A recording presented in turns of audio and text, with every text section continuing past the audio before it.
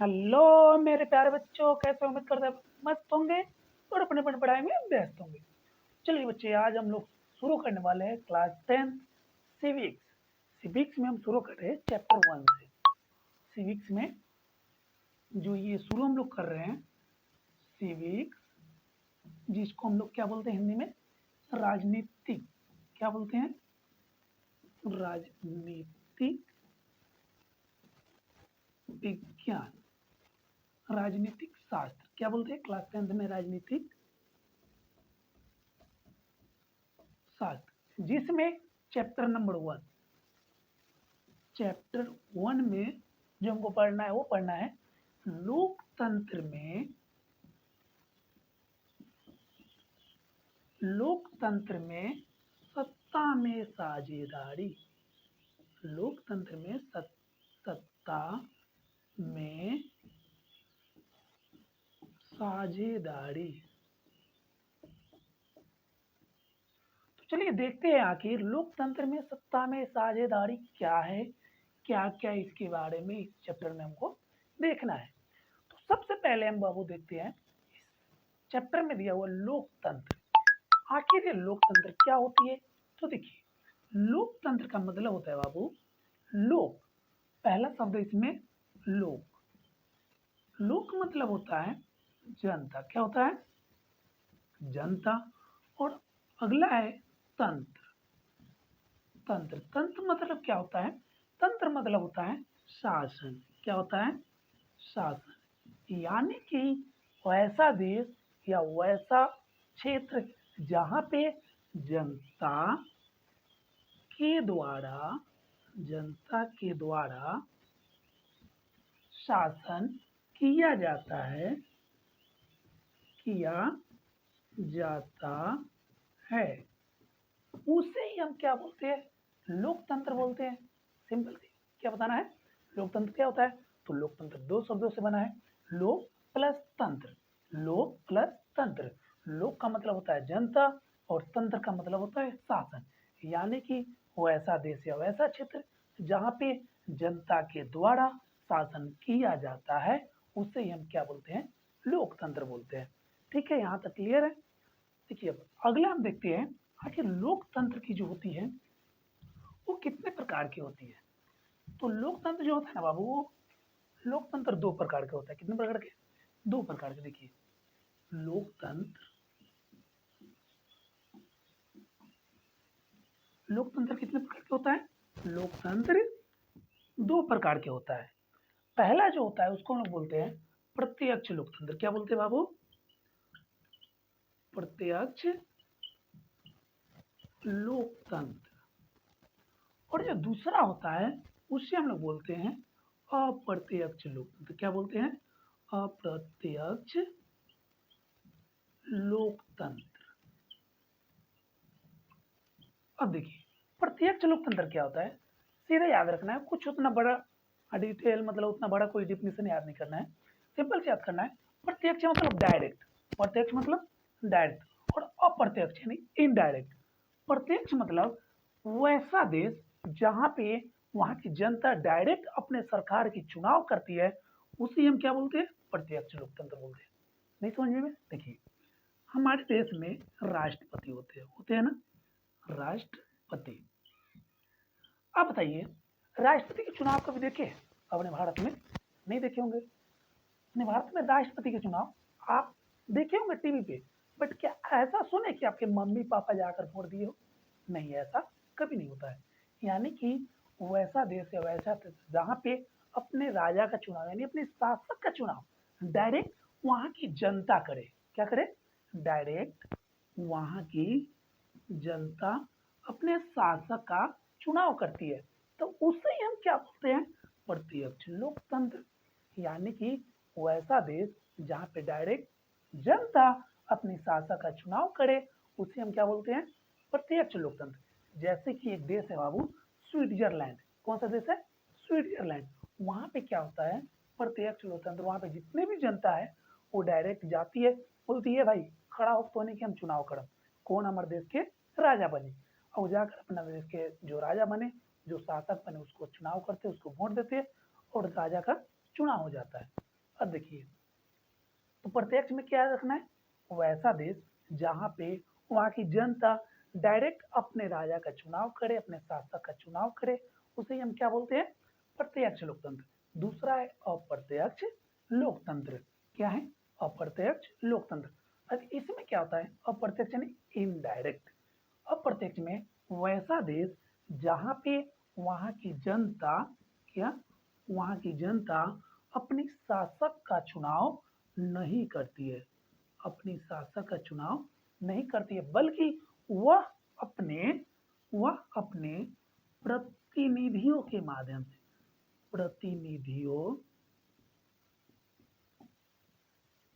प्रतिनिधियों के माध्यम से अपने शासक का चुनाव करे, वैसे देश को हम क्या बोलते हैं बाबू, अप्रत्यक्ष लोकतंत्र बोलते हैं।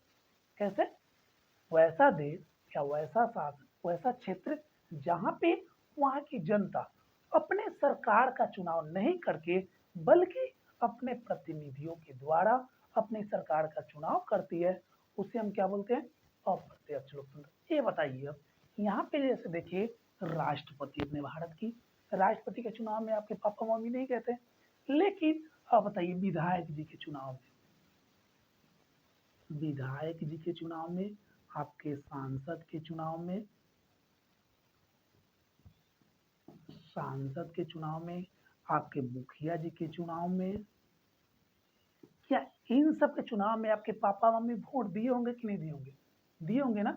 तो यही होता है, ये हो गया प्रत्यक्ष। क्या हो गया, प्रत्यक्ष। यानी ये सब कहलाएंगे हमारे प्रतिनिधि। क्या कहलाएंगे बाबू, प्रतिनिधि। यानी जनता का प्रतिनिधि कौन होता है, ये होता है हमारे विधायक साहब होते हैं, जो लूट लूट के पैसा जेब में भरते हैं। अगला सांसद साहब होते हैं, सबसे बड़ा लूटते हैं। उसके बाद मुखिया, जो छोटे लेवल पे लूटते हैं। ये सब क्या हो गया, हमारे प्रतिनिधि हो गए, लूटने वाला प्रतिनिधि। यानी कि वैसा देश जहाँ पे अपने शासक का, यानी अपने सरकार का, सबसे बड़ा लेवल का सरकार, उसका चुनाव अपने प्रतिनिधियों के माध्यम से अपनी जनता करती है, उसे हम क्या बोलते हैं, अप्रत्यक्ष लोकतंत्र। यानी कि जब राष्ट्रपति का चुनाव होता है, राष्ट्रपति का, किसका बाबू, राष्ट्रपति का, तो राष्ट्रपति के चुनाव के मम्मी पापा भाग नहीं लेते हैं, कभी वोट देने नहीं गए होंगे। वहां पे कौन वोट देने जाता है, विधायक जाते हैं, सांसद जाते हैं, मुखिया जाते हैं, ये सब जाते हैं उनको वोट देने के लिए। ठीक, तो ये सब क्या होगा, जनता का प्रतिनिधि कहलाएगा। तो इसी को हम क्या बोलते हैं, अप्रत्यक्ष लोकतंत्र बोलते हैं। कैसे डिफिनेशन लिखना है, बताना है। वैसा देश जहाँ पे जनता अपने प्रतिनिधियों के माध्यम से अपनी सरकार का चुनाव करे, उसे हम क्या बोलते हैं, अप्रत्यक्ष लोकतंत्र बोलते हैं। ठीक है, कैसे याद रखना है, देखिए, अगर आपसे पूछा जाए लोकतंत्र कितने प्रकार के होते हैं बाबू, तो लोकतंत्र दो प्रकार के होते हैं। कौन कौन होते हैं, पहला अप्रत्यक्ष लोकतंत्र, दूसरा अप्रत्यक्ष लोकतंत्र। प्रत्यक्ष लोकतंत्र किसे कहते हैं, तो वैसा देश जहाँ पे जनता डायरेक्ट अपनी सरकार का चुनाव करती है, उसे हम क्या बोलते हैं, प्रत्यक्ष लोकतंत्र। और अप्रत्यक्ष मतलब वैसा देश जहाँ पे जनता अपनी सरकार का चुनाव नहीं करती है, बल्कि अपने प्रतिनिधियों के माध्यम से सरकार का चुनाव करे, उसे हम क्या बोलते हैं, अप्रत्यक्ष लोकतंत्र। ठीक है, लोकतंत्र के बारे में समझ गए। अब अगला हमको समझना है, आखिर सत्ता में साझेदारी क्या है। ये सत्ता में साझेदारी, सत्ता में साझेदारी, तो देखिए बाबू, सत्ता मतलब होता है, सत्ता मतलब होता है पावर। क्या होता है, पावर या शक्ति, उसको बोलते हैं। क्या बोलते हैं, सत्ता मतलब पावर या शक्ति, और साझेदारी मतलब बंटवारा। जो बंटवारा करके कोई काम करते हैं ना हम लोग, तो उसे क्या बोलते हैं, साझेदारी। यानी कि जब शक्ति का बंटवारा किया जाता है, उसे हम क्या बोलते हैं, सत्ता में साझेदारी। अभी कैसे होता है देखिए, अब क्या होगा, दो व्यक्ति है, कौन कौन है, एक है रामू भाई, कौन है, एक है रामू भाई, एक है श्याम भाई। ये दोनों कोई सोचे कि ये, चलो हम लोग कोई काम करते हैं। क्या करते हैं, काम करते हैं। काम क्या करेंगे, कि हम लोग चलो क्या करें, हम लोग जलेबी बनाते हैं। क्या बनाते हैं, हम लोग जलेबी बनाते हैं। जलेबी बनाने के लिए पैसा चाहिए और इन दोनों के पास पैसा उतना अधिक है नहीं। ये इंतजामू भाई बोलता है रे सुनो हमारे पास जो है ना 500 रुपया है। कितना है? 500 रुपया है, लेकिन हमारे पास कढ़ाई वगैरह गैस वगैरह नहीं है। तो क्या करो? श्याम भाई बोला ओए ओए सुन ना हमारा पास बाकी ना कढ़ाई हो हमारा पास बाकी और एगो हमारा पास सिलेंडरो बाकी। ठीक, अब क्या हुआ? ये सिलेंडर है। अब क्या हुआ? श्याम कढ़ाई और सिलेंडर देने के लिए तैयार हो गया, रामू 500 रुपया देने के लिए तैयार हो गया। अब दोनों को गया मार्केट, 500 रुपया में कुछ चीनी खरीद के लाते हैं, कुछ मैदा खरीद के लाते हैं, कुछ रंग वगैरह खरीद के लाते हैं और कल से जलेबी बनाना शुरू कर दी। यही क्या हुआ? सत्ता में साझेदारी, यानी कि दोनों को अगर एक साथ नहीं मिलते तो क्या काम हुआ होता? नहीं ना होता। तो इसी को बोलते हैं साथ में मिल करके जब कोई काम करे उसी को हम क्या बोलते हैं? सत्ता में, यानी शक्ति का जो बांटवारा करके और उसको काम को किया जाता है। ठीक, सत्ता में साझेदारी समझ में आ गया होगा आप लोगों को। अब देखिए जो इस चैप्टर में हम लोग को जो पहला टॉपिक पढ़ना है वो टॉपिक हम लोग को पढ़ना है सत्ता में साझेदारी हो गया, सामाजिक विभिन्नता। क्या पढ़ना है बाबू? सामाजिक विभिन्नता। देखिए उससे पहले अपना एक छोटा सा प्यारा सा भारत का नक्शा एक बना लेते हैं हम लोग।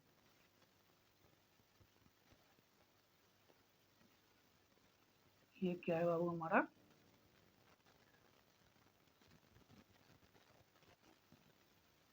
ये हमारा भारत है।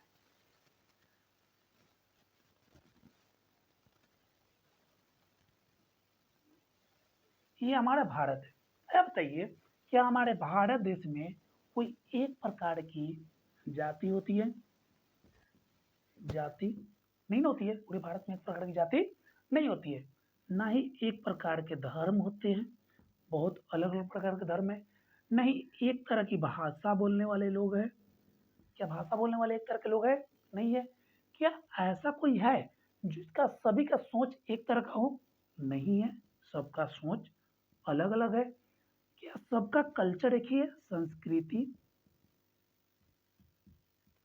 संस्कृति क्या सबका एक ही है? हमारे भारत में जितने भी लोग रहते हैं सबका जाति अलग है, धर्म अलग है, भाषा अलग है, सोच अलग है, संस्कृति अलग है ना? यही बाबू कहलाता है विभिन्नता। क्या कहलाता है?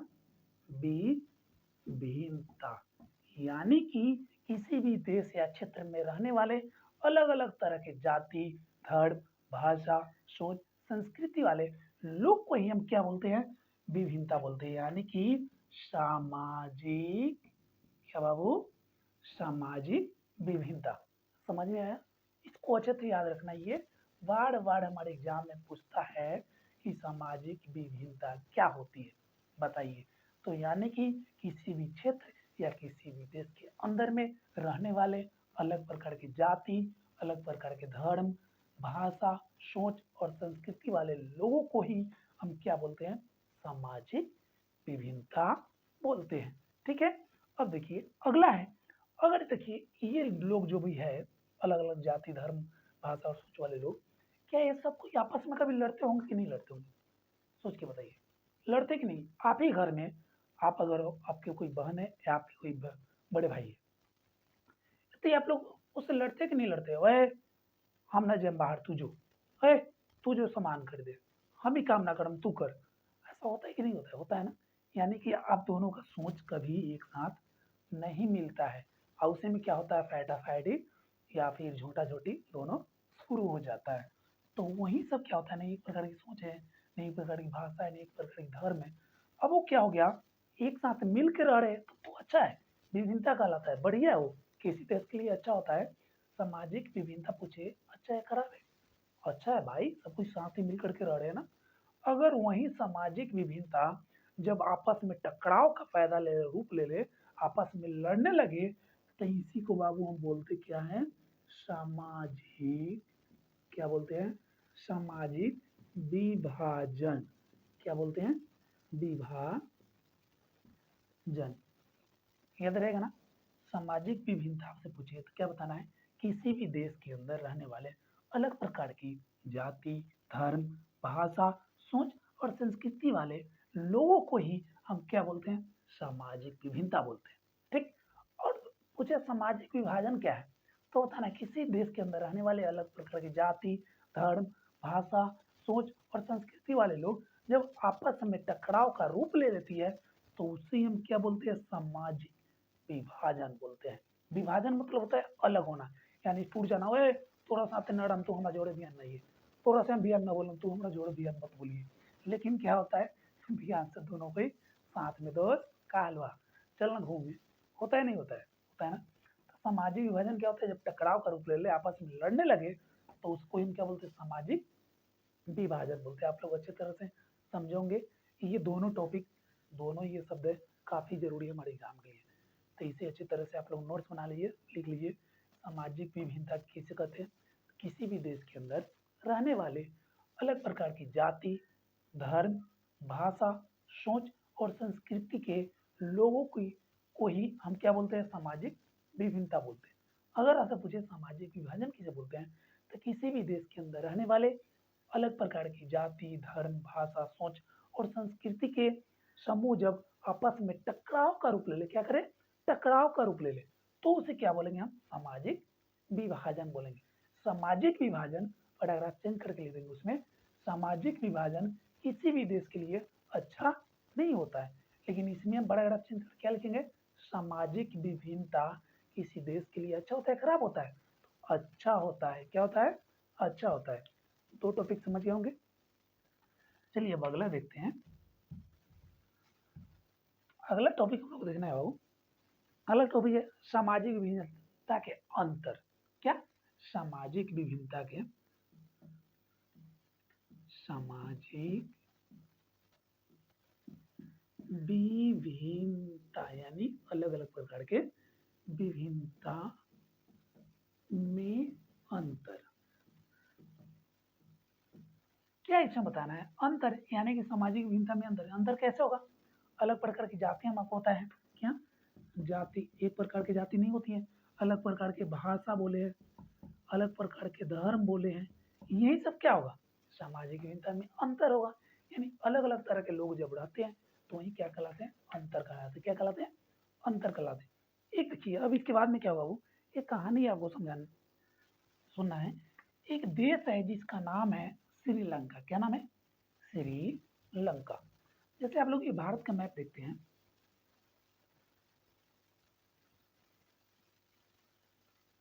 ये हमारे भारत का जो मैप है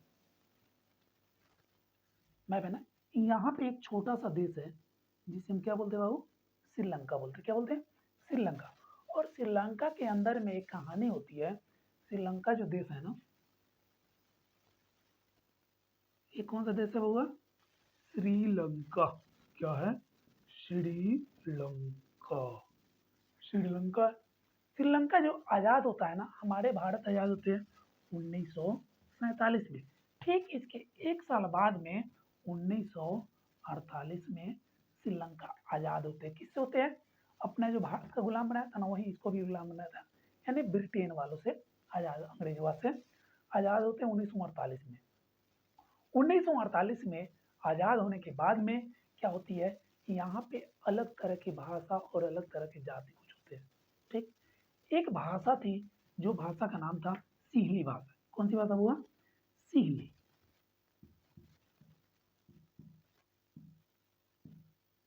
सिंहली भाषा बोलने वाले लोग कुछ वहां पे श्रीलंका के अंदर में रहते थे। एक भाषा थी तमिल भाषा। कौन सी भाषा वो?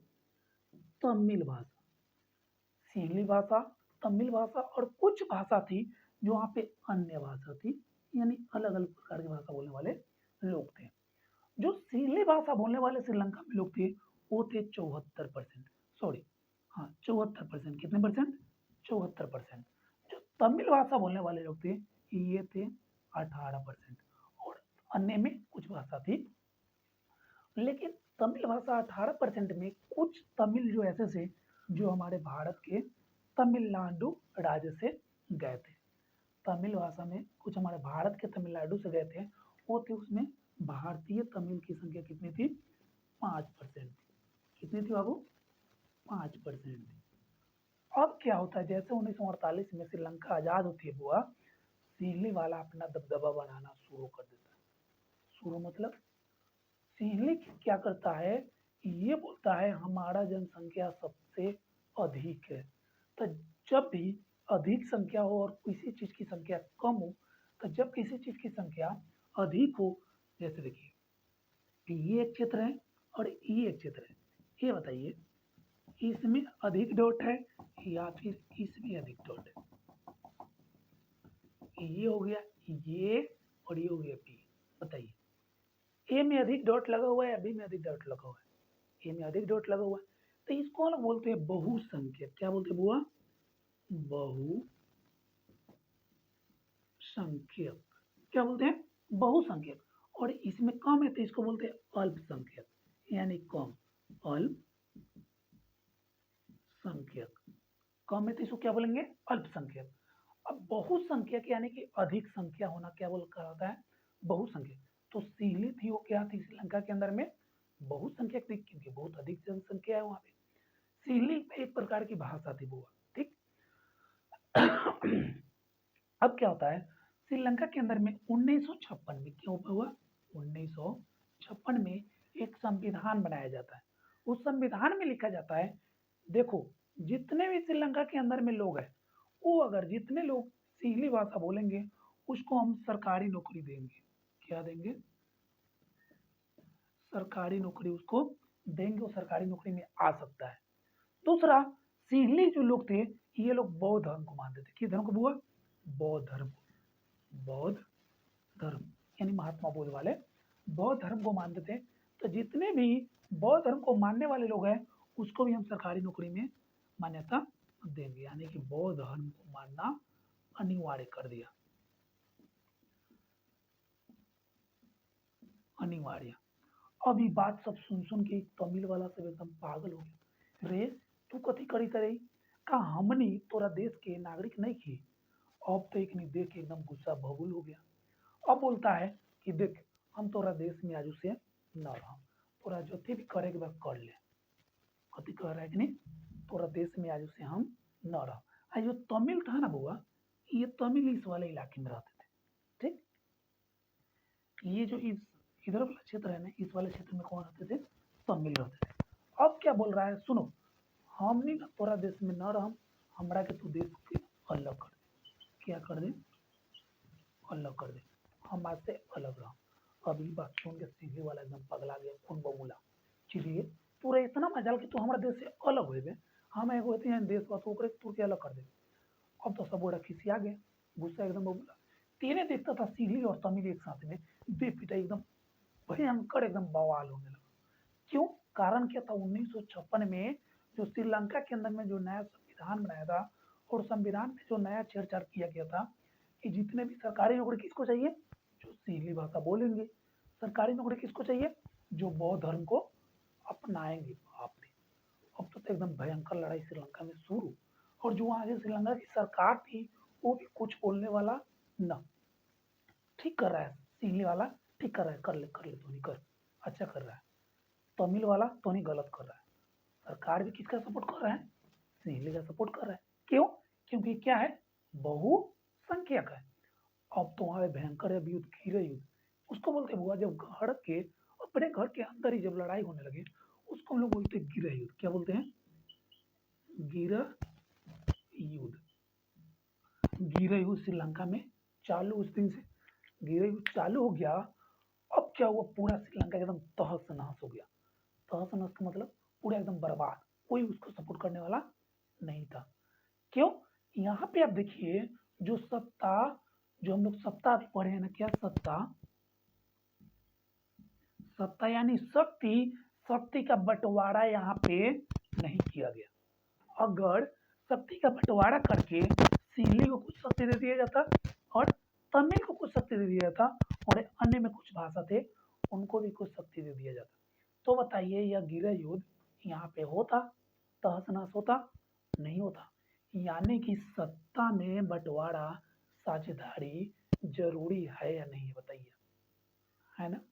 बस वही है, यहाँ पे सत्ता में साझेदारी नहीं किया गया तो श्रीलंका क्या हो गया? एकदम बर्बाद हो गया, गृह युद्ध शुरू हो गया। एक और कहानी हम लोग पढ़ना है, जो कहानी है कि देश है यूरोप के अंदर में जिसका नाम है बेल्जियम। क्या नाम हुआ? बेल्जियम। इसको इसको आप लोग याद रखिएगा, श्रीलंका के अंदर पूछ सकता है कि श्रीलंका के अंदर में किस चीज को लेकर के वहां पे गिरे हुए अशांति फैला हुआ था, किस चीज को लेकर के, भाषा को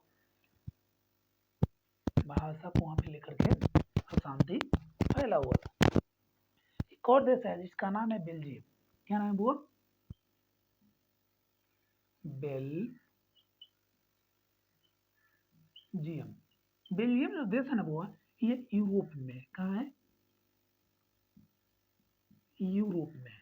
बेल्जियम इतना बड़ा देश है, बेल्जियम ना इतना बड़ा देश है, इतना बड़ा देश है, जो हमारे एक हरियाणा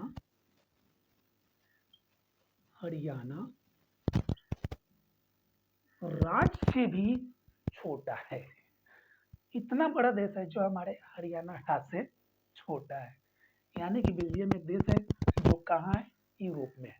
ठीक, बेल्जियम दो भागों में टूट जाता है।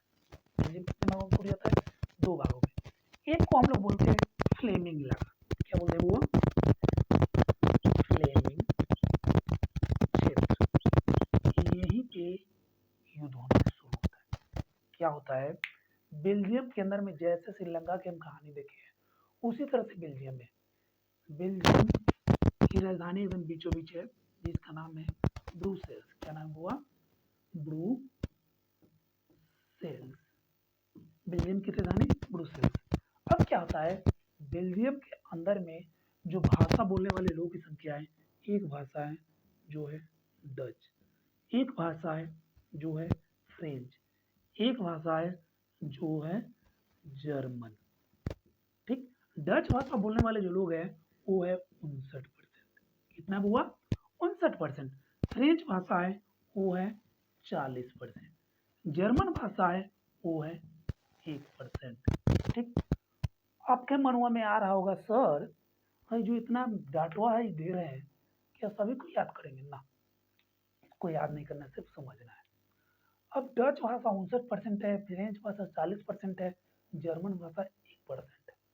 अब क्या होता है? डच वाले बोलते हैं, देख बउआ, पूरा देश में बहुसंख्यक होनी बाड़ी हो, सबसे अधिक बाड़ी हो, राज के चलते हो पूरे बेल्जियम पे, हमने के चलते। कौन बोल रही? डच वाले बोल रहे। लेकिन ये पूरा देश में फैले हुए, सबसे अधिक संख्या है। वहीं इसकी राजधानी क्या है? ब्रुसेल्स। अब देखिए, ब्रुसेल्स के अंदर में जो डच भाषा की संख्या है वो है 20%। कितना है?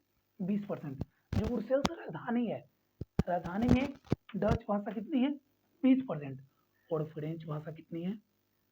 80%। अब बताओ, राजधानी महंगा शहर होता है या सस्ता शहर होता है? महंगा शहर होता है। महंगा शहर में फ्रेंच की संख्या सबसे अधिक है। यानी कि अमीर कौन कहलाएगा? फ्रेंच कहलाएगा ना, क्योंकि ब्रुसेल्स राजधानी में रह रहा है। सबसे अमीर कौन थे? फ्रेंच थे, 80%। अब बोल रहा है देखो, तो यानी बहुसंख्यक है, कर लो। बहुसंख्यक पूरे क्षेत्र में किसका था? डच भाषा की।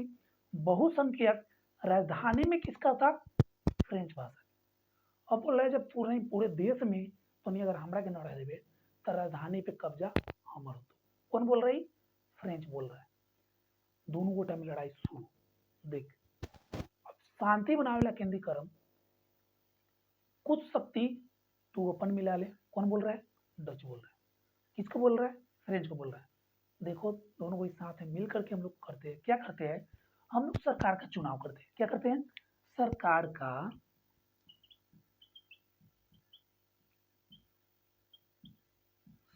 का चुनाव करते हैं। सरकार के चुनाव में क्या होगा? हमारे पूरे बेल्जियम के अंदर में टोटल 400, कितना? टोटल 400 सांसद यानी नेता होंगे, लूटने वाले। टोटल 400 नेता होंगे। तो हम लोग क्या करते हैं? 400 नेता में से जो हमारा डच की संख्या 59% है, क्योंकि हमारे पूरे बेल्जियम में सबसे अधिक संख्या है, भले ही गरीब क्यों नहीं हो, सबसे अधिक संख्या है। तो 400 में से तो 200, कितना? 200 तो हमरा के नेता दे दे। कौन बोल रही? डच बोल रहा है कि 200 नेता होगा जो डच का होगा। 100, 150 जो नेता होगा, कितना होगा? 150 जो नेता होगा वो फ्रेंच का होगा, जो फ्रेंच भाषा बोलने वाले हैं उसका होगा। और जो 50 वो जो होगा वो अन्य भाषा में जो जर्मन वगैरह आता है उन लोगों का भाषा, उन लोगों का नेता 50 होगा। अब क्या किया, बेल्जियम के अंदर में जितने भी लोग थे अलग अलग भाषा बोलने वाले, वो लोग एक साथ मिले और आराम से बात किए, और बात करने के बाद में अपना जो झगड़ा लड़ाई था उस लड़ाई को बांटने के लिए जो हम सत्ता पड़े हैं, सत्ता यानी शक्ति का बंटवारा आपस में मिल करके वो लोग कर लेते हैं। उसके बाद क्या होता है, बेल्जियम इतना तेजी से विकास करता है, इतना तेजी से विकास करता है, पूरे देश से आगे निकल जाता है, यूरोप में सबसे आगे निकल जाता है। क्यों यहाँ पे ये आगे क्यों निकला? क्योंकि इसने बेल्जियम में सत्ता में साझेदारी किया। लेकिन श्रीलंका में हम कहानी देखे, श्रीलंका में सत्ता में साझेदारी किया था, नैनो किया था, तो वो पीछे हटा या नहीं हटा, गिरे युद्ध में फंस गया, लड़के मर गया, लड़ने लगा। लेकिन बेल्जियम वैसा नहीं करता, इसने सत्ता में साझेदारी किया, सोचा कि देखो एक साथ मिल करके अगर चलेंगे तो हम काफी आगे बढ़ सकते हैं। अब बेल्जियम काफी आगे चला गया। ठीक हुआ। अब इसी के पीछे हमको एक कहानी हम देखेंगे, कहानी नहीं, हमारे संविधान में कुछ आर्टिकल अनुच्छेद दिया हुआ है, उस अनुच्छेद के बारे में पढ़ेंगे। ठीक है मेरे प्यारे बाबू, देखिए एक अनुच्छेद है, अनुच्छेद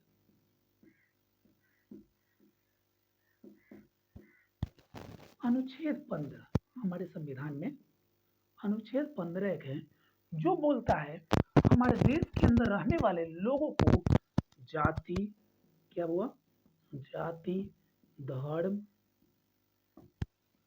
भाषा या फिर या जन्म स्थान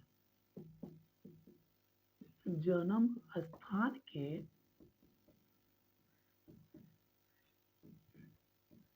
आधार पर भेदभाव नहीं किया जा सकता है। कौन सा अनुच्छेद है ये? अनुच्छेद 15 क्या बोलता है? जाति, धर्म, भाषा और जन्म स्थान के आधार पर भेदभाव नहीं किया जा सकता है, ये हमारे अनुच्छेद 15 बोलता है। एक और अनुच्छेद है, अनुच्छेद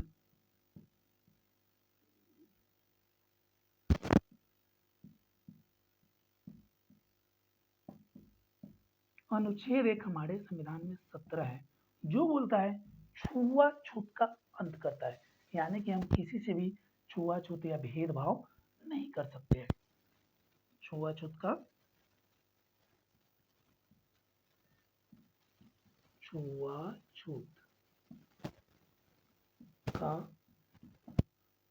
मनाही करता है।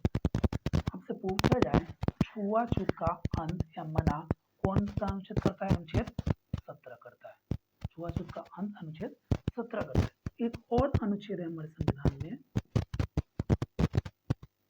ये जो हमारे बुक में तीनों अनुच्छेद दिया हुआ है वो एक अनुच्छेद है 19। अनुच्छेद 19 बोलता है हमारे देश में के अंदर रहने वाले लोग, जितने भी लोग हैं, उसको बोलना, सभा करना, घूमना, संगठन बनाना, कहीं पर भी जाके, हमारे देश के अंदर कहीं पर भी जाके बस जाना, कहीं पर भी जाके कोई व्यवसाय करना, इन सारे चीजों का अधिकार हमारे संविधान के अनुच्छेद 19 देता है। ठीक, इसको याद रखना।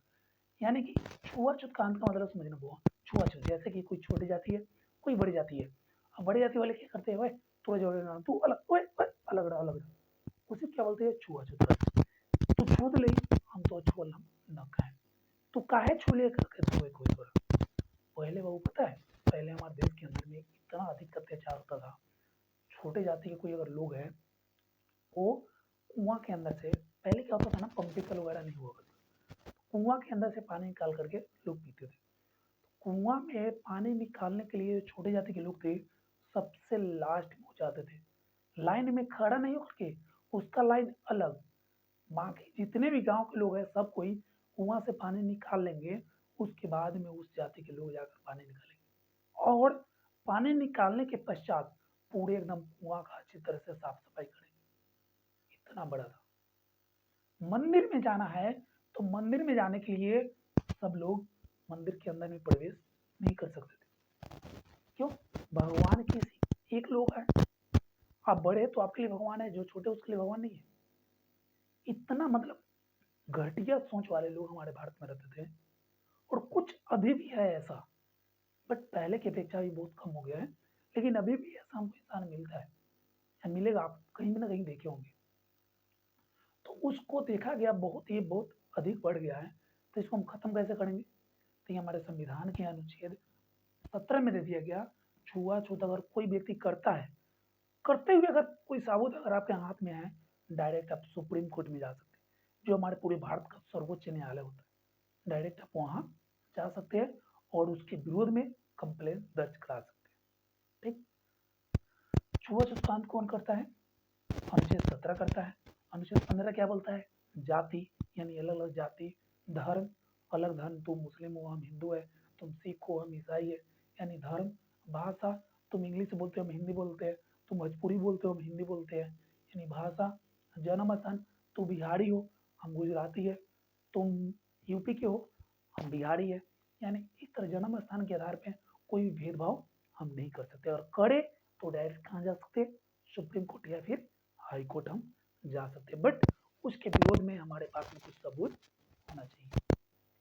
अगला अनुच्छेद 19 कहता है हमको हर एक किसी के विरोध में बोलने का अधिकार है। बस ऐसा बोले कि सरकार के ऊपर में हमारे देश के अंदर में दंगा नहीं फैलना चाहिए। यानी कि अगर हम ऐसा कोनो भाषण दे दिए, बोल दिए कि पूरा देश के लोग आपस में लड़े लगे, तब फिर हम वो ऐसा नहीं बोल सकते हैं।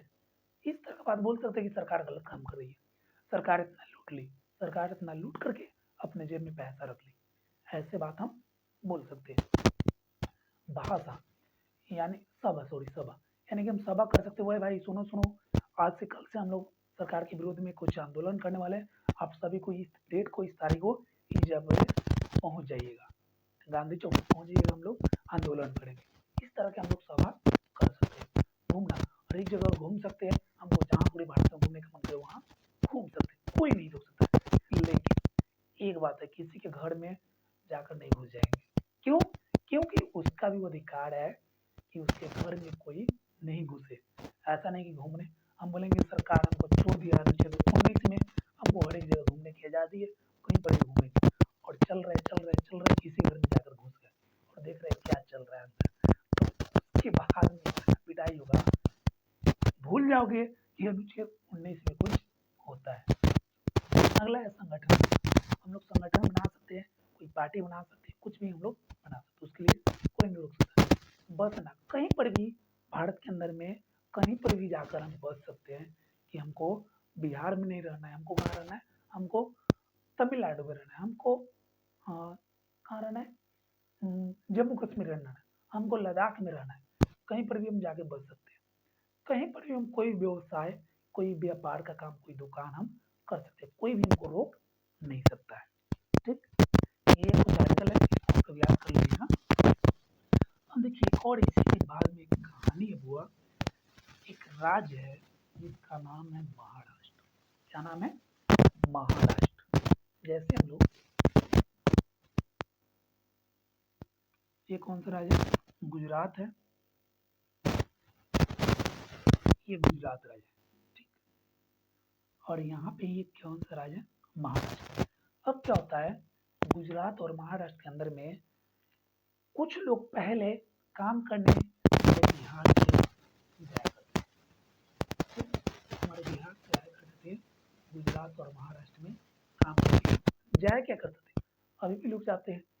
कुछ वैसे लोग मुंबई, केरल, सॉरी यहाँ पे बेंगलुरु से, कर्नाटक से, केरल से लोग जाते थे काम करने के लिए कुछ महाराष्ट्र में और गुजरात में। लेकिन कुछ दिन बाद देखा गया कि जो दक्षिण भारत से जो लोग यहाँ काम करने आ रहे थे, उनका धीरे धीरे संख्या कम होने लगी और एक बार क्या होता है पूरा संख्या ही खत्म हो गया। यानी कि नीचे से दक्षिण भारत से जो लोग काम करने के लिए आ रहे थे वो धीरे धीरे यहाँ पे आना क्या कर दिए, बंद कर दिए, तो यहाँ नहीं आ रहे थे। क्यों नहीं आ रहे थे? क्योंकि देखा गया यहाँ पे बेंगलुरु एक जगह है, बेंगलुरु में इतना अधिक कारखाने वगैरह लगने लगे कि यहाँ के लोगों को काम यहीं पे मिलना शुरू हो गया। लेकिन हमारे बिहार, हमारे यूपी में कोई भी इतना बड़ा फैक्ट्री या कारखाना नहीं लगा जिसके अंदर में हमारे यहाँ की जो आम नागरिक है वो काम कर सके। तो फिर क्या हुआ, इन लोग का आना शुरू रहा लेकिन इधर के आना बंद हो गया। एक बार क्या होता है, महाराष्ट्र और गुजरात में इन बिहारियों को यहाँ से मार करके भागाया जाने लगा कि तुम बिहारी हो तो हमारे राज्य के नहीं, तुम यहाँ पे नहीं रहोगे। लेकिन याद करो बुआ, अनुच्छेद 15 में क्या बोला गया था? जाति, धर्म, भाषा या जन्म स्थान, क्या जन्म स्थान के साथ भेदभाव नहीं कर सकते। अनुच्छेद ये 15 में था, इसमें था 15 में था। और अनुच्छेद 19 में क्या था? हम कहीं पर भी जाकर घूम सकते हैं और बस सकते हैं।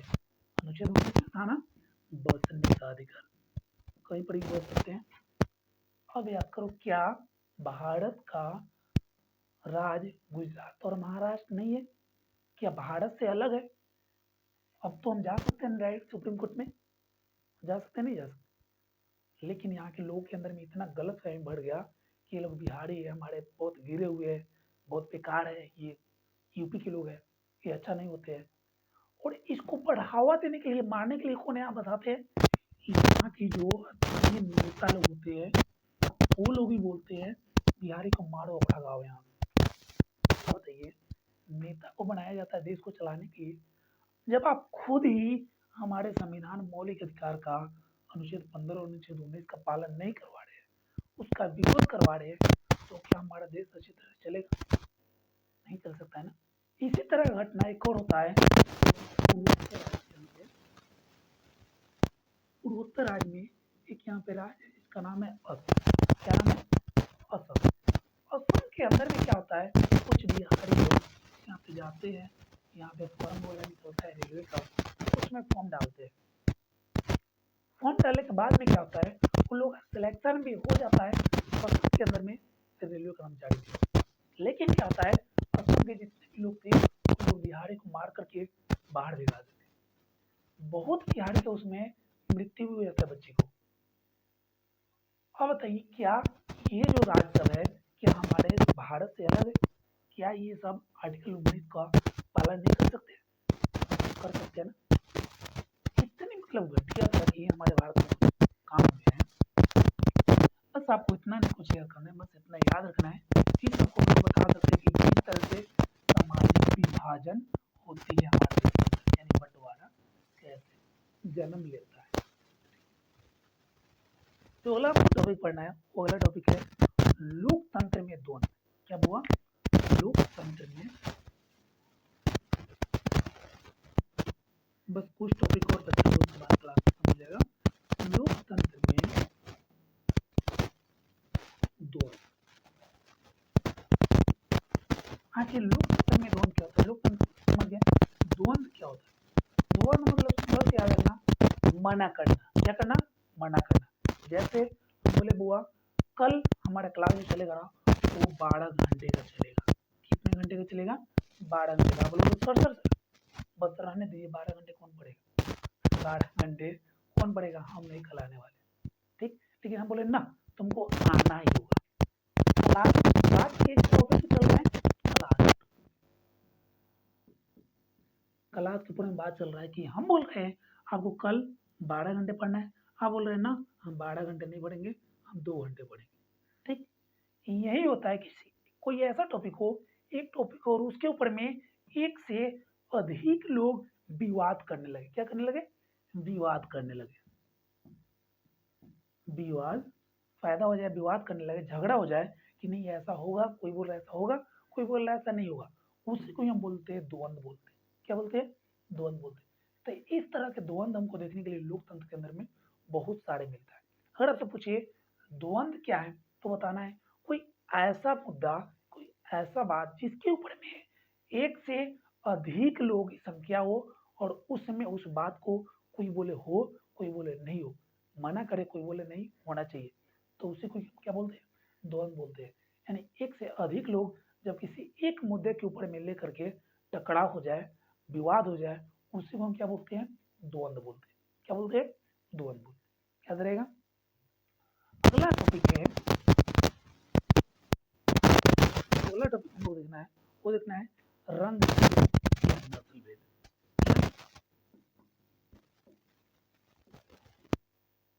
रंग भेद या फिर नस्ल भेद। अब देखिए रंग भेद क्या होता है? रंग भेद मतलब या नस्ल भेद, दोनों बात एक ही है। रंग भेद है या नस्ल भेद है, बस याद रखना है। जब कभी चमड़ी, यानी ये वाला जो चमड़ी है ना, हमारे शरीर का चमड़ी, चमड़ी के आधार पे लोग के अंदर में भेदभाव जन्म ले ले, उत्पन्न हो जाए, उसी को हम क्या बोलते हैं? रंग भेद बोलते हैं। क्या बोलते हैं? रंग भेद बोलते हैं। भाई तुम काला हो, तुम्हारे साथ हम लड़ेंगे। तुम गोरे हो, तुम अलग रहो। तुम गोरे हो, तुम्हारे साथ हम बैठ नहीं सकते, क्योंकि तुम गोरे हो, तुम बहुत अच्छे लोग हो, हम काले, हम खराब है। इस तरह की भावना जब लोगों के अंदर में जन्म लेने लगे, जब पैदा हो जाए, उसी को बोलते हैं रंग भेद। क्या बोलते हैं? रंग भेद। रंग भेद के ऊपर में क्या हुआ था? एक दक्षिण अफ्रीका था। दक्षिण अफ्रीका के अंदर में एक व्यक्ति था जिनका नाम था नेल्सन मंडेला। आप लोग क्लास 9th में इसके पढ़े होंगे। नेल्सन मंडेला जो काले थे, उसको रंग के ऊपर में इतना अधिक मतलब अत्याचार उनके ऊपर में किया जाता है। उसी तरह से एक और थे व्यक्ति, जिसका नाम था टॉमी स्मिथ। क्या नाम था? टॉमी। एक टॉमी था और दूसरा था व्यक्ति जिसका नाम था टॉमी स्मिथ, और दो व्यक्ति थे। और एक था, एक व्यक्ति थे महात्मा गांधी जी।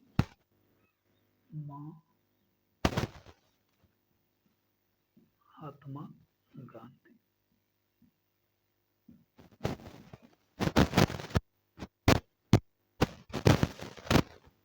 महात्मा गांधी क्या हुआ था? टॉमी स्मिथ अमेरिका के अंदर में, मतलब रेस था वहां पे, दौड़ था, दौड़ के अंदर में गया हुआ था।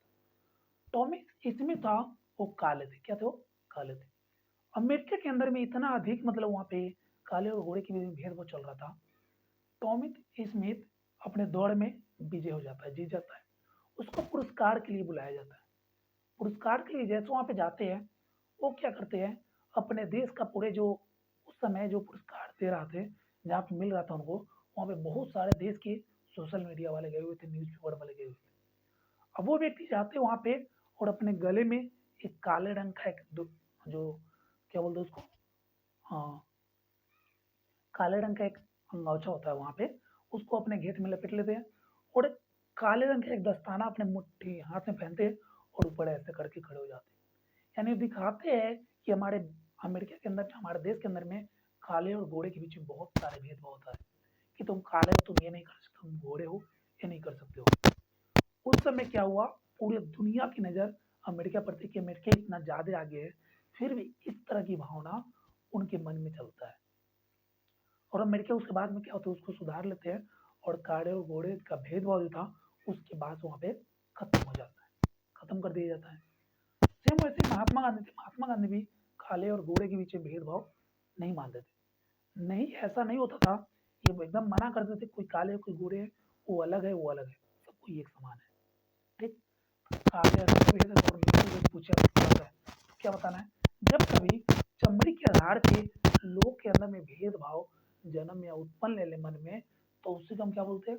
रंग भेद या फिर नस्ल भेद बोलते हैं। ठीक। अगला टॉपिक है जातिवाद। क्या बाबू? जातिवाद। बस दो तीन टॉपिक और होगा। जातिवाद। जातिवाद को बात ही मत कहिए। जातिवाद जितने भी हमारे संविधान में लिखे गए, जातिवाद खत्म करो, जातिवाद अच्छा नहीं है, लेकिन इसको बढ़ावा कौन देते हैं? और हमारे जो नेता है वो सबसे अधिक इसको बढ़ावा देते हैं। जाति की, अभी आप लोग सुने होंगे जनगणना होता है नहीं होता? जो जनगणना होता है, जनगणना किस लिए कराया जाता है? आपको क्या लगता है? क्या जनगणना उस क्षेत्र का विकास करने के लिए कराया जाता है? बिल्कुल नहीं। जनगणना इस वजह से कराया जाता है कि वहाँ पे पता हम कर सके कि वहाँ किस जाति के लोग अधिक है, और इसके बाद में जब वहाँ पे चुनाव होगा तो हम कौन सा मुद्दा लेकर के वहाँ पे हम बोलेंगे। ऐसा नहीं हो यहाँ पे यादव, क्या हुआ, यादव की संख्या अधिक हो और जब अगला चुनाव हो हमको पता ही नहीं है कि यहाँ पे यादव अधिक रहते हैं, और वहाँ पे ऐसा कोई हम बात बोले जो यादव के विरोध सपोर्ट में नहीं हो, उसके विरोध में हो, तो क्या होगा उस क्षेत्र में, क्या उस नेता को वोट मिलेगा? उस नेता को वहाँ पे वोट मिलेगा? बिल्कुल नहीं मिलेगा। क्यों नहीं मिलेगा? क्योंकि उसके सपोर्ट में हम कोई बात नहीं बोले, उसके विरोध में हम बोले। जब भी आप देखते होइएगा हिंदू और मुस्लिम के बीच में जब भी लड़ाई होता है, कब होता है वो? चुनाव के वक्त ही होता है। कभी ध्यान दिए? जब भी हिंदू और मुस्लिम का लड़ाई होता है, कब होता है वो? चुनाव के बीच होता है।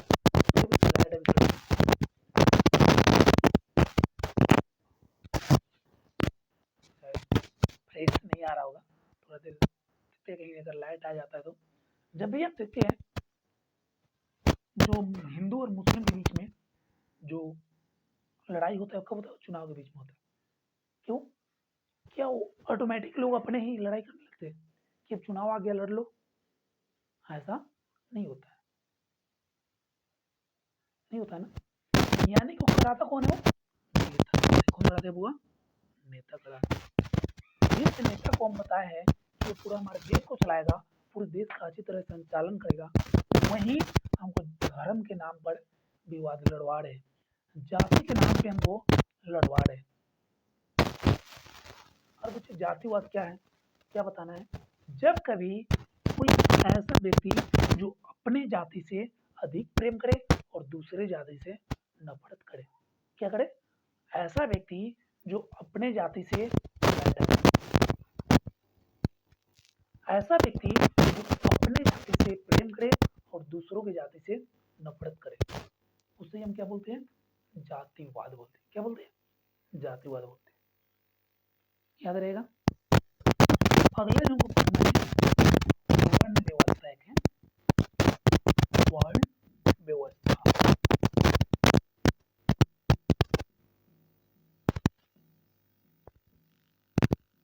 आखिर ये वर्ण व्यवस्था क्या है? देखिए वो पहले जो हुआ करता था ना हमारे देश के अंदर में, जाति कुछ नहीं होता था, ठीक। वर्ण व्यवस्था जो है ना वो चार प्रकार यानी चार हिस्सों में बटा हुआ है।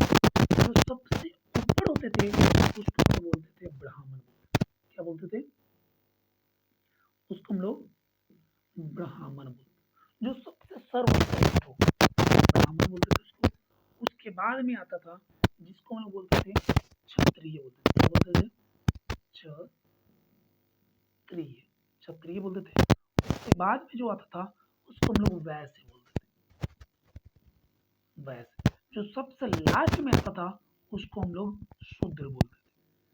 एक क्षुद्र होता है, क्षुद्र नहीं शुद्र। क्या? शूद्र। यानी कि शुरुआत में हमारे जो भारत की जो हमारी व्यवस्था थी, वर्ण व्यवस्था, वो जो जाति व्यवस्था थी वो किस पे आधारित थी? वर्ण पे आधारित थी। वर्ण व्यवस्था में कितने प्रकार के लोग रहते थे? चार प्रकार के। पहला ब्राह्मण, दूसरा क्षत्रिय, तीसरा वैश्य, चौथा शूद्र। शूद्र क्या सबसे टॉप में हुआ करता था? नहीं, सबसे लास्ट में होता था। अब देखिए हम इसको हम बोलते थे वैसा व्यक्ति जो पूजा पाठ कराए, जो पूजा कराए या फिर किसी को शिक्षा दे। क्या करे? किसी को शिक्षा देने का काम करे, वैसे व्यक्ति को हम क्या बोलते थे? ब्राह्मण बोलते थे। क्षत्रिय किसको बोलते थे? वो ऐसा व्यक्ति जो सेना में जाकर भर्ती हो। कहाँ हो? सेना में भर्ती हो, किसी सेना में काम कर रहे हो, किसी आर्मी में हो, किसी राजा का सेना में काम कर रहे हो, उसको हम क्या बोलते थे? क्षत्रिय बोलते थे। कोई लड़ाई करने वाला हो, राजा हो, उसको क्या बोलते थे? क्षत्रिय बोलते थे। अगला है वैश्य। वैश्य किसको बोलते थे? वो ऐसा व्यक्ति जो व्यापार का काम करे। किसका काम करे? व्यापार का काम करे, उसको हम क्या बोलते थे? वैश्य बोलते थे। व्यापार के काम करने वाले को वैसे सेना में चला गया, लड़ाई करने वाला हो, अपना तलवार रखता हो, उसको क्या बोलते थे? क्षत्रिय। ब्राह्मण पूजा कराता हो, शिक्षा देने का काम करता हो, उसको क्या बोलते थे? ब्राह्मण। शूद्र यानी कि सेवा करना। क्या करना बाबू? सेवा करना। जैसे राजमहल में चला जाना, राजमहल में जाके राजा का पूरे राजमहल का साफ सफाई करना, वहाँ पे सेवा करना, कर्मचारी का काम करना, उसको हम क्या बोलते थे? शूद्र बोलते। जो सबसे लास्ट में आते थे, यानी कि पहले एक घर के अंदर में, कितने घर के? एक घर के अंदर में अगर 4 सदस्य हैं, 4 लोग रहते हैं, 4 लोग कोई लोग है जो शिक्षक है, टीचर बन गए, तो क्या कहलाएंगे? ब्राह्मण कहलाएंगे। उसी में से एक हो गए ब्राह्मण हो गए, दूसरे जो थे वो चले गए सेना के अंदर भर्ती हुए, तो क्या हो जाएंगे? क्षत्रिय हो जाएंगे। तीसरे हुए हैं वो चले गए व्यापार करने लगे, कुछ सामान खरीदे जाकर कहीं बेचने लगे, वो क्या हो जाएंगे? वैश्य हो जाएंगे। वैश्य तीसरे। चौथे जो है वो चले गए राजमहल में कुछ काम वगैरह काम करने लगे, वो हो गए शूद्र हो गए। यानी एक घर के अंदर में अलग अलग प्रकार की जाति संभव था। यानी कि उस समय जो जाति व्यवस्था थी वो किस पर आधारित थी? वर्ण पर आधारित थी। जो व्यक्ति जिस तरह का काम करेगा वो उसी जाति का कहलाएगा। लेकिन यही वर्ण व्यवस्था हमारे भारत में धीरे धीरे जैसे आगे बढ़ती है, उसके बाद में ये वर्ण व्यवस्था जाति का रूप ले लेती है। किसका रूप लेती है? जाति का रूप ले लेती है। उससे कोई मतलब नहीं ब्राह्मण में हो, अगर ब्राह्मण में होते हुए भी अगर वो किसी राजा के घर में अगर जाकर के कोई अगर काम करने लगे, सेवा काम करने लगे, क्या कहलाता वो? ब्राह्मण ही कहलाता। क्यों? क्योंकि उसके पापा ब्राह्मण थे, उसके दादा भी ब्राह्मण थे। कोई ऐसा व्यक्ति जो सेना में हो, सेना में रहता, उसके दादा वगैरह, और उसके जो बच्चे हैं वो बच्चे क्या करने लगे? व्यापार करने लगे, कोई दुकान चालू कर दिए, कोई सामान खरीद कर बेचने लगे, तो वैसे वैसे होगा। लेकिन वो अपने आप को क्या बोलते थे? क्षत्रिय। हम क्या है? क्षत्रिय। क्यों? क्योंकि जो हमारे दादाजी थे, हमारे बाबा थे, वो क्या थे? क्षत्रिय थे। यानी कि वर्ण व्यवस्था जैसे जैसे हमारे भारत की जो समय थी वो जैसे जैसे आगे बढ़ती है, वर्ण व्यवस्था किसका रूप ले लेती है? जाति का रूप ले लेती है। वो काम के आधार पर नहीं बल्कि अपने पूर्वजों के आधार पे अपने आप को कौन सी जाति के वो बताना क्या कहलाता है? वर्ण व्यवस्था कहलाता है, जातिवाद कहलाता है। ठीक है। अगला जो टॉपिक है वो है सांप्रदायिकता। क्या बाबू?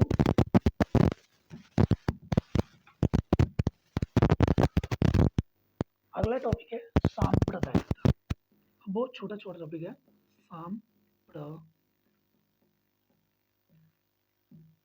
सांप्रदायिकता। सांप्रदायिकता क्या होता है? देखिए, सांप्रदायिकता का मतलब वैसा धर्म, वैसा व्यक्ति जो अपने धर्म को सर्वश्रेष्ठ माने। क्या माने? अपने धर्म को सर्वश्रेष्ठ माने और दूसरे के धर्म को दूसरे के धर्म को गलत, सबसे घटिया माने। उसी को हम क्या बोलते हैं? सांप्रदायिकता। क्या बोलते हैं? सांप्रदायिकता। यानी कि ऐसा व्यक्ति जो अपने धर्म या अपनी जाति को सर्वश्रेष्ठ माने और दूसरे की जाति को बेकार माने, घटिया माने, सबसे नीचे तबके के माने, उसको हम क्या बोलते हैं? सांप्रदायिकता।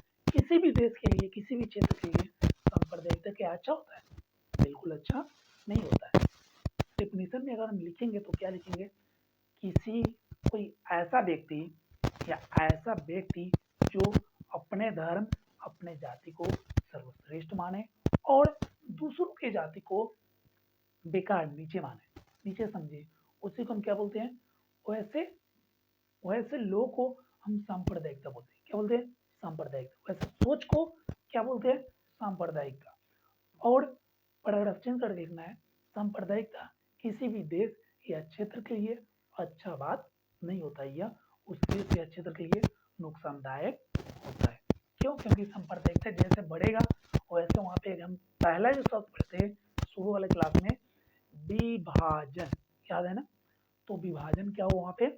बढ़ जाएगा। तो सांप्रदायिकता किसी भी देश या किसी भी क्षेत्र के लिए क्या सही होता है? सही नहीं होता है। अगला है सांप्रदायिकता में राजनीति। छोड़िए, ये हो गया। धर्मनिरपेक्ष क्या हुआ? धर्मनिरपेक्ष।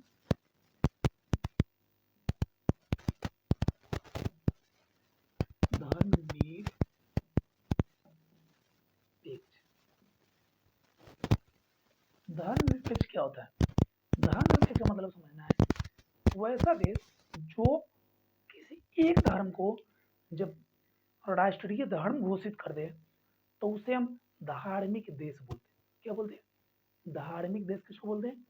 वैसा देश जो किसी एक धर्म को अपना राष्ट्रीय धर्म घोषित कर दे उसको हम लोग धार्मिक देश बोलते हैं। लेकिन कोई ऐसा देश जो किसी भी धर्म को राष्ट्रीय धर्म नहीं मान करके बल्कि सभी धर्मों को एक समान अधिकार दे, सभी धर्मों को एक समान अधिकार दे, उसे हम क्या बोलते हैं? धर्मनिरपेक्ष बोलते हैं। क्या बोलते हैं? धर्मनिरपेक्ष। क्या लिखना है? कोई ऐसा देश जो किसी एक धर्म को राष्ट्रीय धर्म नहीं मान करके बल्कि पूरे देश के अंदर रहने वाले धर्म को एक समान माने, एक समान अधिकार दे, वैसे देश को धर्मनिरपेक्ष देश बोलते हैं। ठीक। अगर आपसे पूछे क्या हुआ पाकिस्तान, पाकिस्तान क्या धर्मनिरपेक्ष है? बिल्कुल नहीं। क्यों नहीं है? क्योंकि इन्होंने इस्लाम धर्म को राष्ट्रीय धर्म बना दिया। इस्लाम धर्म को राष्ट्रीय धर्म बना दिया, इस वजह से इसको हम धर्मनिरपेक्ष नहीं बोलेंगे। एक और देश है जो है ब्रिटेन। कौन सा? ब्रिटेन। क्या ब्रिटेन धर्मनिरपेक्ष है? नहीं है। इसने प्रोटेस्ट, एक जाति होता है ईसाई में दो होता है, प्रोटेस्ट होता है, एक कैथोलिक होता है। तो इन्होंने प्रोटेस्ट जाति को अपने देश का धार्मिक देश बना दिया, यानी अपने देश का राष्ट्रीय धर्म घोषित कर दिया। तो ब्रिटेन भी धर्मनिरपेक्ष नहीं है। लेकिन क्या अपने भारत में कोई एक धर्म को अधिक मान्यता दिया जाता है? नहीं दिया जाता है।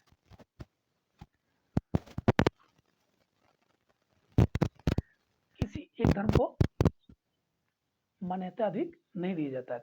इस वजह से हमारा भारत कौन सा देश है? धर्मनिरपेक्ष देश है। ठीक। जो अगला हम लोग पढ़ना है लैंगिक विभिन्नता। क्या हुआ? लैंगिक। एक टॉपिक और इसके बाद में बच जाएगा। अगला है लैंगिक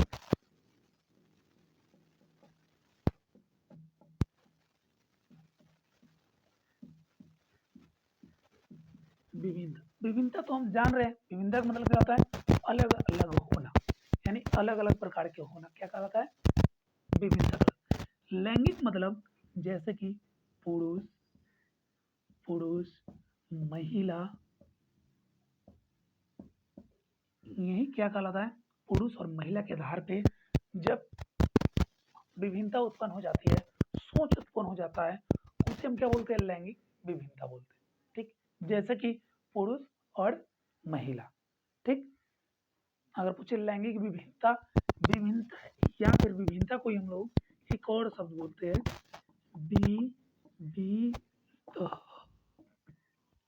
विविधता। ठीक। लैंगिक विभिन्नता या फिर विविधता। ठीक है। तो जब कभी पुरुष और महिला के आधार पे भेदभाव किया जाने लगे तो उसे हम क्या बोलते हैं? लैंगिक विभिन्नता या विविधता बोलते हैं। क्या बताना है? जब कभी किसी देश के अंदर में महिला और पुरुष के आधार पे भेदभाव किया जाने लगे उसे हम क्या बोलते हैं?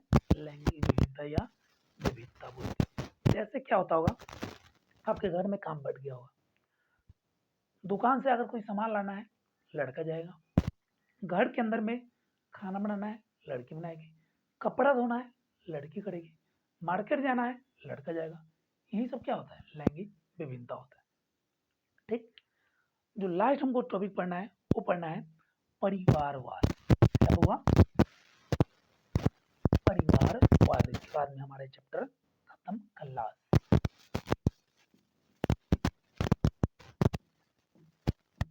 परिवारवाद। परिवारवाद क्या होता है? देखिए, जब भी कोई ऐसा नेता हो जो अपने परिवार को अधिक बढ़ाए आगे और दूसरे के परिवार के बारे में नहीं सोचे, उसे हम क्या बोलते हैं? परिवारवाद। जैसे देखिए, इसमें अधिक नेता लोग होते हैं। नेता लोग क्या करते हैं? जब कोई ऐसा बड़े नेता है, उस बड़े नेता का पद समाप्त होने वाला है, अब वो क्या करने वाले हैं? अपने पद से इस्तीफा देने वाले हो, यानी वो अपने पद को छोड़ने वाले हो, वो क्या करते हैं? टिकट देने की बात आए, टिकट क्या कोई ऐसे व्यक्ति को देंगे जो व्यक्ति काफी पिछड़े हो, काफी कमजोर हो, बट उसके अंदर में इतनी काबिलियत है जो पूरे देश को, पूरे राज्य को, पूरे क्षेत्र को अच्छी तरह से संचालित कर सके। लेकिन क्या है? वो पिछड़े है, गरीब है, उसके जो पूर्वज कोई भी नेता वगैरह में नहीं है, तो उसको मौका मिलेगा? उसको मौका नहीं मिलेगा। क्यों नहीं मिलेगा? गरीब है ना वो, उसके जो पूर्वज है वो नेता में नहीं है। लेकिन इसी नेता का कोई ऐसा बेटा हो जो एकदम नालायक, वो देश को चलाने में असमर्थ नहीं है, जब भी जो मन करे वो बोल दे, उससे देश को अपने नुकसान भी हो, लेकिन टिकट उस नेता के बेटा को ही मिलेगा। टिकट उसी को मिलेगा। क्यों मिलेगा? क्योंकि उसके बाबा या दादा नेता है। यानी कि क्या बताना है? परिवारवाद क्या होता है? तो जब कभी नेता किसी भी कामयाब व्यक्ति को टिकट नहीं दे करके बल्कि अपने परिवार के किसी सदस्य को ही टिकट दे, टिकट प्रदान करे, उसे हम क्या बोलते हैं? परिवारवाद बोलते हैं। अभी का आप देखिए, फिलहाल का राजनीति में क्या चल रहा है? हमारे जो मुख्यमंत्री जी है, मुख्यमंत्री साहब नीतीश कुमार जी, ये अपने पद को छोड़ रहे हैं, इस्तीफा दे रहे हैं। अब बोल रहे हैं ऐसे हम सीएम नहीं रहेंगे, अब हम सीएम नहीं बनेंगे, हम सीएम को पद छोड़ करके हम अब चले जाएंगे राज्यसभा में। कहाँ होगा? राज्यसभा। राज्यसभा होता है संसद के अंदर में, यानी पूरे देश के अंदर में, पूरे देश को चलाने के लिए एक जगह होता है जिसके अंदर में दो सदन होते हैं, एक लोकसभा और एक राज्यसभा। तो राज्यसभा में अब हम चले जाएंगे, सीएम अब हम नहीं रहेंगे। और अगला सीएम कौन बनेगा वो तो तय नहीं किए, लेकिन इनका एक बेटा था, उस बेटे को बोले आप डिप्टी सीएम बनाइए। देखिए, क्या उसका बेटा ही उसको ऐसा लगा जो डिप्टी सीएम बनने वाला था? क्या हमारे बिहार के अंदर में इससे अच्छा कोई इंसान नहीं है? इनसे बढ़िया हम बिल्कुल नहीं बोलते कि ये खराब है, इनके जो लड़का है वो खराब है, लेकिन क्या आप किसी दूसरे के बारे में सोचे? आपके जो लड़के हैं उनके पास में इतना पैसा है, इतना संपत्ति है कि वो कुछ अच्छा कर सकते हो, लेकिन हमारे देश, हमारे राज्य के अंदर में कुछ ऐसे भी गरीब लोग हैं, ऐसे भी है जो उतना अच्छा नहीं कर सकते हैं, उसके पास में उतना पैसा नहीं है, लेकिन जब वो उसके पास में मौका मिल जाए, उसको देश को, उसको राज्य को चलाने का सौभाग्य मिले, तो इतना अच्छा से चला सकते हैं, लेकिन उसको टिकट नहीं मिलेगा। क्यों नहीं मिलेगा? क्योंकि वो नेता का बेटा नहीं है। बस यही होता है परिवारवाद। इसके बाद में जो हमारा चैप्टर 1 है खत्म हो गया। आप क्या कीजिए, पूरे वीडियो को अच्छी तरह देखे होंगे तो इसका नोट्स बना लीजिएगा, और नोट्स बना करके जितने भी टॉपिक आपको बताया उस टॉपिक को लिख करके नोट्स बना लीजिए और उसका रिवीजन करते रहिएगा। बस जितने बार आप PYQ क्वेश्चन देखेंगे, बार बार इसी टॉपिक से क्वेश्चन आता है। ये पूरा क्लास जो है आपका, आपके पूरे एग्जाम के लिए काफ़ी ज़रूरी है, और हमें नहीं लगता है कि जो अगला एग्जाम होगा 2027 में, उस एग्जाम में इस पूरे टॉपिक से शायद बाहर से क्वेश्चन आए। तो चलिए, आप लोग अपना ध्यान रखिए, अपना पढ़ाई करते रहिए। जय हिंद।